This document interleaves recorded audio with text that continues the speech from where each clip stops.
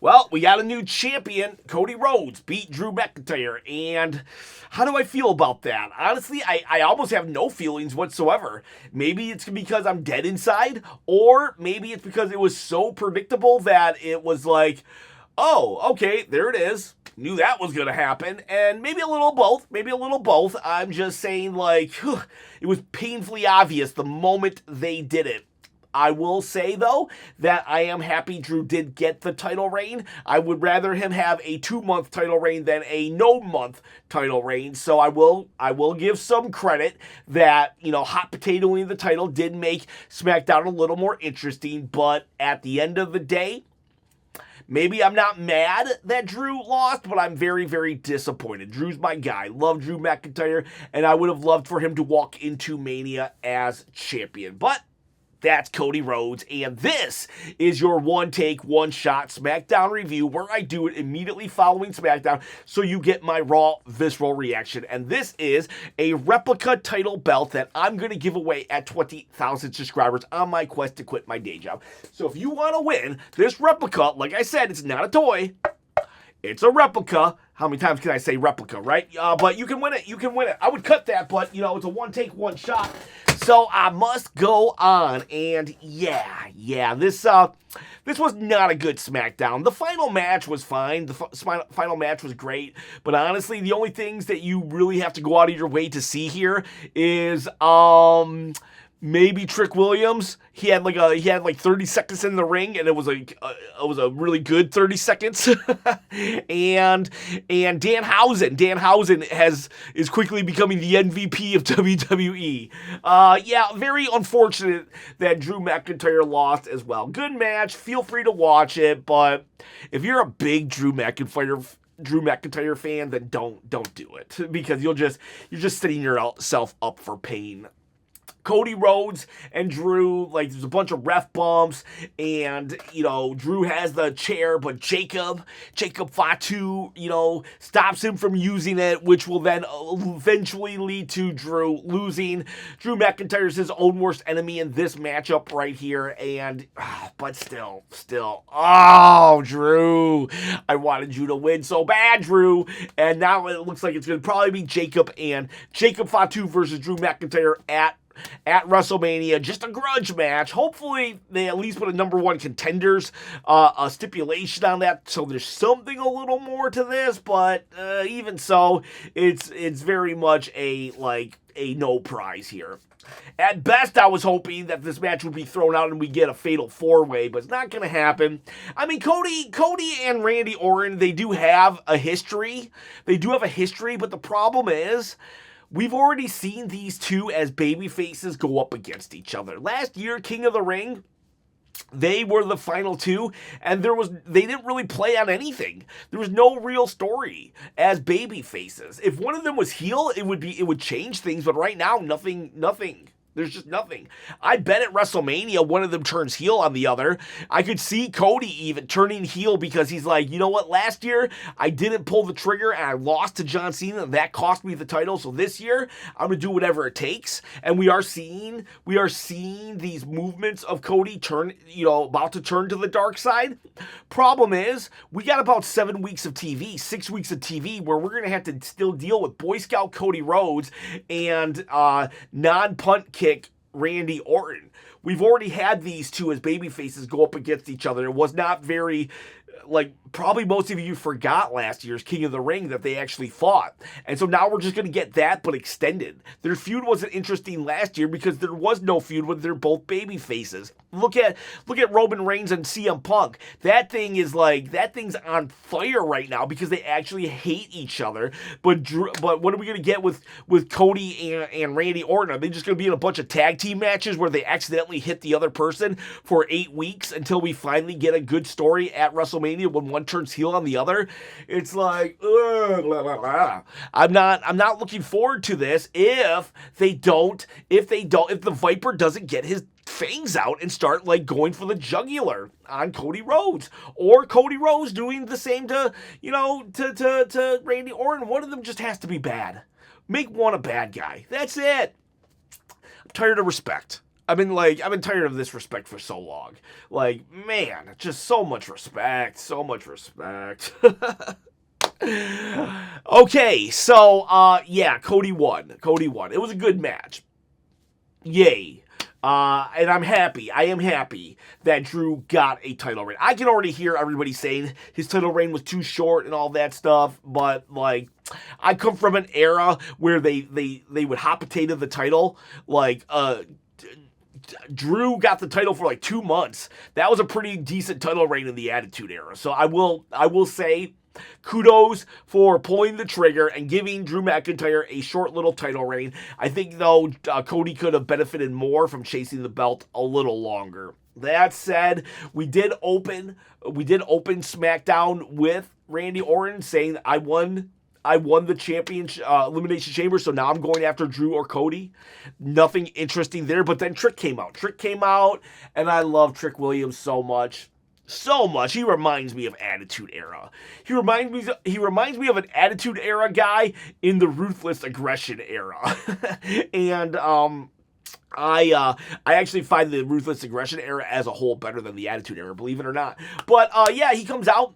I love that Trick Williams, he's like, I got a bone to pick with you, Randy. And it wasn't because Randy cost him the match in Elimination Chamber.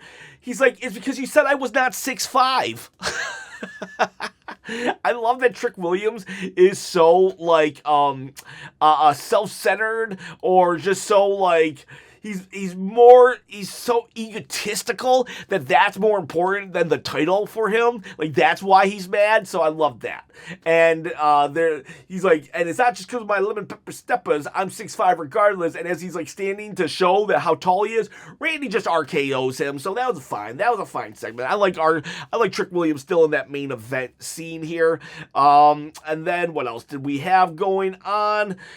Hang on one second. I apologize. We then have Danhausen.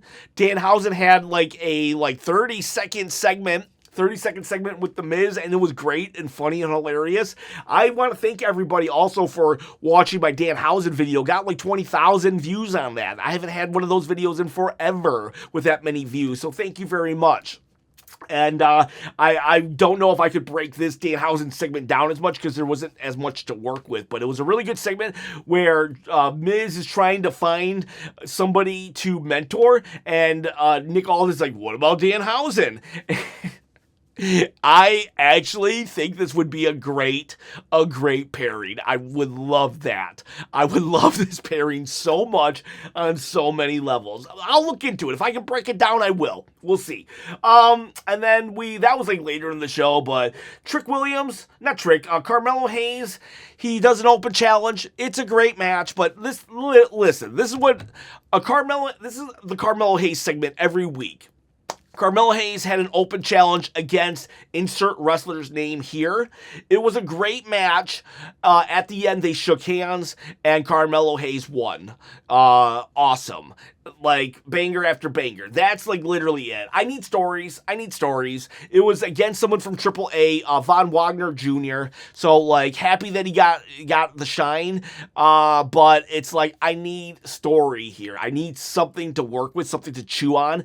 Every title right now, almost, in WWE is literally based, every title feud right now is literally based on, I want your title, nothing else. Now Roman and Punk, yeah, that's based on hate and animosity, but everything else is, I want your title. I won an opportunity, so now I'm fighting for your title. And then the person who has the title just holds the title up over the air. Literally, Jade and Rhea is just because Rhea won something, and now she wants to win the title. Randy Orton and Cody Rhodes right now. Randy won something, now he wants the title. Damian Priest and R-Truth will win a tag team turmoil match. Now they want the title. There's nothing really, there's no meat on any of these title stories. It's like, just going after the title is not a story. It's not a story. It's just so boring. It's just so, like, by the numbers. Like, why do they have so many writers? I don't understand this.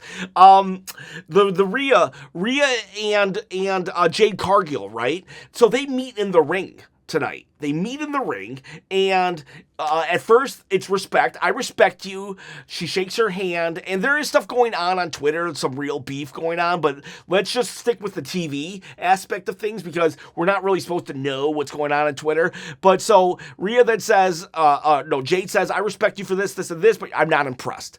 And then Rhea's like, well, I am impressed, but I'm still going to fight you. Your body is built for show, mine's built for fighting. That was it. Nothing else. Jade eventually holds up the belt. I just thought on the spot, what they should have done was had Rhea come out to confront Jade, and then somebody just comes out. Some random person comes out. Jade's music hits. Random person comes out, hands Rhea a letter. Rhea reads it. Yeah, you're not worth my time.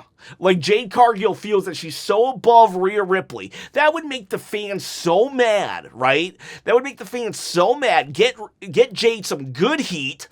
Rhea could beat up that guy, right? Have Jade do it for like 2 or 3 weeks. All the while, Jade is on Instagram Live or Twitter Live or Snapchat, something live, like social media stuff, just living her best life, right? And then in 3 weeks, as we see this all week long, Jade just living her best life, we have Rhea attack her on some beach in Maui or something on social media, and then they can replay that on TV. You know what I'm saying? This is going to be a 7-week feud, and all we got today was, you got muscles. That was their, we need to build stuff. Have Jade kind of ducking her, but acting like she's not. Just do something. And Rhea can get madder and madder every week when Jade isn't present. And that's why she went and attacked her. And then you get social media shares and everything. It's like, just what are we doing here? What are we doing here? Ilya Dragunov literally does not want to fight Carmelo Hayes because he feels he's on a losing streak. And then Kit Wilson says he's toxic because of that. I love Kit Wilson. Really, I do, but that's not even on brand with Kit Wilson. Ilya's admitting that he's kind of a loser right now. That's something from a non-toxic masculinity point of view he should celebrate. But no, they're mad at each other now. Tag team turmoil match. Remember SmackDown's tag team division last year? It was so on fire. We were like, are we going to get a TLC match at WrestleMania? Now you literally have an entire tag division getting beat by R-Truth and Damian Priest. They literally pair up for the first time, and they have a gauntlet tag team turmoil match, and Damian Priest, R-Truth win. Now, I do think that Damian Priest and R-Truth is probably a decent tag team because of their history, but it totally signifies the end of Damian Priest's his push. Why did we have him beat Aleister Black if he's just gonna, if we had nothing for him?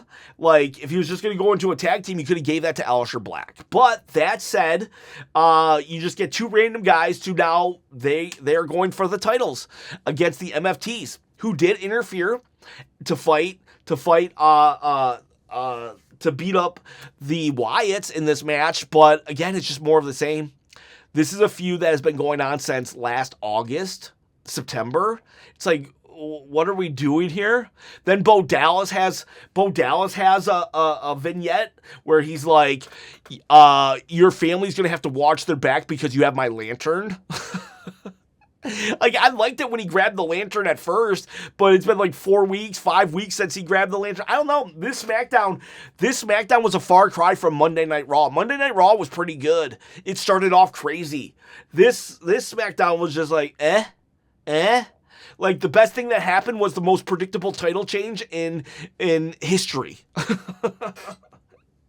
Oh, man. I'm sorry. I don't want to crash out. I really don't, but this was just not good. And we got the tag teams. We have Nia and Lash. They come out and celebrate, right? And then what? We have Charlotte and Alexa come out. Yeah, you guys are cheaters. And we want a match. Again, here we go. there's no like there's no real hatred. It's just I want my titles, therefore I want a match. And then Julia and Kiana James comes out like, no, I want a match. And then Nick Aldis comes out, fine, you guys want a match? Well, then you have a match to determine who gets the match. And it's like, Charlotte and Alexa won, but okay, no story, no heat. Just, okay, we're up. It's our turn. Let's have a fight. Johnny Gargano, like, they paid off some of his, like, being depressed, and Candice finally talks him into, like, snap out of it. You can do this. And then he goes to the ring. He's like, I'm Johnny Wrestling. I want a match. And then anybody, come on out there. Come on out here. And he opens up an open challenge. Johnny Gargano has an open challenge. Brock Lesnar has an open challenge. Carmelo Hayes has an open challenge. I think AJ Lee has an open challenge. Obafemi answers the open challenge, but he doesn't answer Brock Lesnar's open challenge. Obafemi, though, will answer a Kit Wilson open challenge. He'll answer a Johnny Gargano open challenge, but you see what I'm saying? Like, I'm sorry that I'm crashing out, but there's, like, we got to make this make sense. We got to make this make sense. Like, it's insane to me. And he wins. He squashes him. And I can already hear the people saying Johnny Wrestling should have probably went to AEW. I don't blame him for not. Like, WWE is the place to be, but honestly, he probably should have went to AEW. And then I think that's it. Sami Zayn. Sami Zayn was I do like what's going on with Sami, but I'm also kind of like, where are we going with this? What are we doing here? Sami Zayn went up to Cody Rhodes. He's like, funny how you got another championship match. And then Cody's like, you got something to say? And then Sami's just like, what? I mean, I'm just saying, you took advantage and you got it. Hey, golden boy Cody. And then eventually Sami apologizes to Cody. Cody leaves and then he crashes out again. So it looks like what's happening is Sami's just going to get mad at the babyface and then apologize and then hit some water bottles. He does go up to Randy later and say, how do you do it, man? And then Randy's like, man, he's like, you just got to do it, basically. That's why I'm a 14-time champion. So we'll probably get a heel turn from Sami Zayn soon. I think the consensus is we might get Sami versus Trick and then maybe a double turn at Mania. I don't know. But I think Sami's interesting. He's one to watch right now.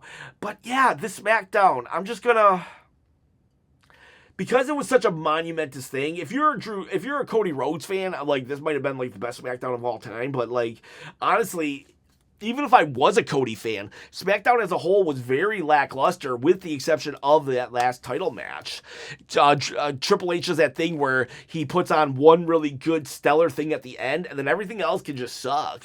I'm going to give this a 69%. No, 6-7. I'm giving it a 67%. D plus SmackDown, because the storylines were just bleh. They're just, I want your title. That's it. So, and then I'm just not looking forward to babyface Randy versus babyface Cody. I don't know. Maybe I'm being a little too harsh, but you know what? This is my visceral reaction. Boys, girls, thank you very much. Hot takes, go do them. See you, bye.